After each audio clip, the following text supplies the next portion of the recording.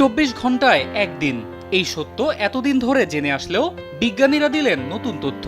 তাদের দাবি, পৃথিবীর আবর্তনের গতি অর্ধশত বছর ধরে বেড়েছে। এ কারণে একদিনের মেয়াদ 24 ঘন্টার কম হচ্ছে।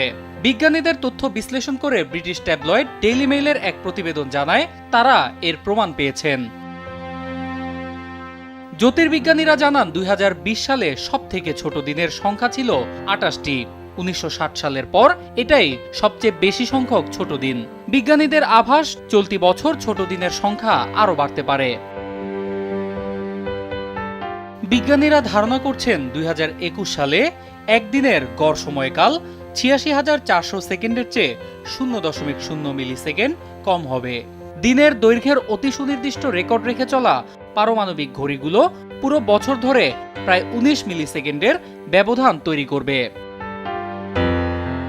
লাইফ সায়েন্সের অপর এক প্রতিবেদন থেকে জানা যায়, রেকর্ডে সবচেয়ে দ্রুততম 28টি দিন দেখা যায় 2020 সালে। কারণ ওই দিনগুলোতে পৃথিবী নিজের অক্ষের চারপাশের ঘূর্ণনগুলো গড় থেকে প্রায় মিলি সেকেন্ড সময় দ্রুত ঘোরে।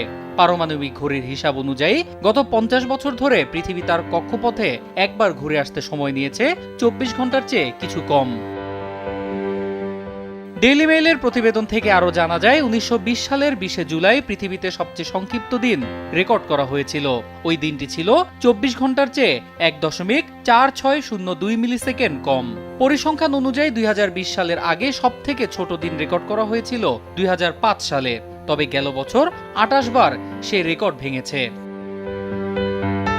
এদিকে এমন ঘটনা কিয়ামতের আলামত হিসেবে দেখছেন বিশিষ্ট আলেমরা।